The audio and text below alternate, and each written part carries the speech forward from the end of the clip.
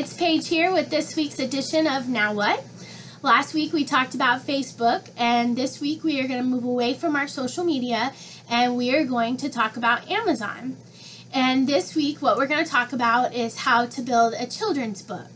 And in light of that, I want to say welcome to our newest member of Infinity Flower Publishing, Van, and his new book, Zyshon Camp Adventures. If you haven't checked it out yet, please do so. It's on Amazon. It's available in a paperback and a Kindle version. It is about Van's son, Zyshon, and he goes camping with his friends, and they get lost in the woods, and they have to find their way back to their campsite. It's a great book. It's for ages 4 years to 8 years, and of course older. It's really great. Van really put a lot of effort and a lot of passion into this book, and so you ought to check it out. It will be available in a hardback form on Friday, and it will also be available through Barnes & Noble and other major retailers. So check that out. And now let's get to our Amazon. Since I have primarily used Amazon to work with Van's children's book, I'm going to talk about it in the context of a children's book. Now, the first thing that you have to realize with Amazon is that it is not like Nook Press, in that Nook Press will allow you to create your manuscript directly on their website. You can write directly on their website. You can do everything right there, and it will help you format it as you go and things like that. Amazon is not like that. You have to have your files already finished to be uploaded to Amazon. So, for example, for the children's book, I had to have had the file already built in InDesign. I had to have the pictures and the text already formatted and everything. And then I had to format it to a PDF and then upload it to Amazon.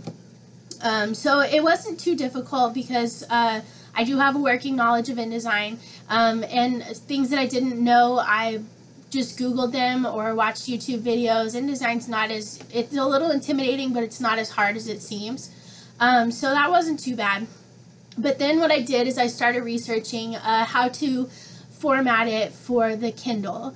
And Kindle is different because it uses a different file other than EPUB. It uses a MOBI file, which is exclusive to Amazon and to Kindle. So what I found was a program called Kindle Kids Book Creator. And that is really, really super easy to use. You just download it, and it gives you a button on the very front page that asks you if you want to create a new book. You click that, and it'll tell you to fill in your metadata, which is like your title, your author, your publishing, things like that. And then to upload your PDF. And that's all I had to do. It was really easy. And then, of course, once it's uploaded, you have the option to add and delete pages. You have the option to view the HTML script so that if you want to make any adjustments to your code or anything like that, you can do that. I don't really know anything about coding, so I left all of that the way it was. And then I saved it, and I previewed it on my Amazon app, and it was perfect. So I just left it the way it was and uploaded it straight to the KDP. Now, KDP is Kindle Direct Publishing. And what KDP is it is a new version of Amazon Publishing.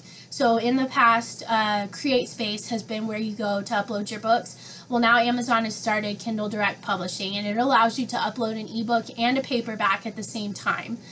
So that's really great. That's really easy. And then, of course, like I said, everything with Amazon is really simple. It's not complex. It's a drag and drop, really simple. The only thing that I found with KDP that I don't like, and of course with CreateSpace, is that they do not offer a hardback. So as far as the hardback book, I had to go to Ingram Spark.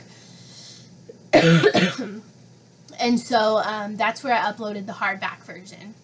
But everything else I was able to do on Kindle. So your account's really easy to set up. You just have to have your name and, of course, your banking and your tax information for them to be able to pay your royalties. You can log in with your regular Amazon account, which is really nice. It means you only have to remember one login. You can also set up your Author Central page under your same Amazon login. So it's all one thing. It's really, really easy, real simple. And then they also offer templates. So if you're having issues formatting your book, you can download templates to make sure that it uploads correctly. The cool thing about KDP was that once I had the paperback file uploaded, it had a previewer. And so what it would do is it would show me if my bleeds weren't extending all the way to the edge of the page. It would show me if I had text outside of the margins. It would pop up with any errors that I had before I submitted it. And so I had the opportunity to go back and adjust those things, which was really nice because that's not something that Ingram Spark offered. So with Ingram Spark, it's sort of been a guessing game. Like I upload and then Ingram says, oh, well, this is an error. And then I have to redo it and then I have to upload and, oh, this is an error. So KDP is much simpler, much more user-friendly. And then, of course, you have to keep in mind Ingram Spark has a really great distribution network. But every time that you upload, your corrections could cost you money. So you want to make sure that when you upload to Ingram Spark, everything is 100% the way that you want it. Of course, Amazon also has a great distribution network just because it's Amazon and everybody shops on Amazon. But Ingram Spark will get you into Barnes & Noble and things like that. So those are just something to keep in mind. And then, of course, don't forget, once your book is live on Amazon, to set up your author page. It's important to do it after your book is live because when you first set up your page, it will ask you what books are yours. And so you have to be able to select books. So once your book is live on Amazon, set up your author page. You can link your blog to it. You can get really personalized with that, which is really nice. So in my opinion, Amazon is by far one of the easiest POD, print-on-demand platforms to use. There's no fees associated with uploading or anything like that.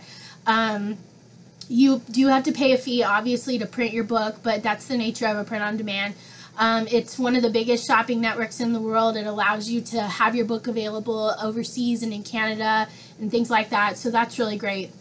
And then, of course, there's a lot of other programs that are exclusive to Amazon, like KDP Select, which makes your ebook exclusive to Kindle. And with KDP Select, what you have to do is it's for an enrollment period, so like I think 6 weeks or something like that. And for that 6 weeks, your ebook cannot be available anywhere else. It is only available on Kindle. And then, of course, once your enrollment period ends, you have the option to renew it, or you cannot renew it and you can upload your ebook like back to Nook or anything like that. So KDP Select is really great. It also offers a feature where you can do matchbooks so that people who buy your paperback or buy your ebook get a discount on whichever version they haven't bought yet. So that's really nice too, to help people feel encouraged to buy both versions of your book. So that's really all I have for Amazon. If you have any questions, leave me a comment or send me an email. I'd be glad to answer them. Next week, we're going to talk about Nook Press and about how it compares to Amazon. So if you have any questions about Nook Press that you want me to address next week, send me an email or leave me a comment, let me know. And in the meantime, I will see you guys next week.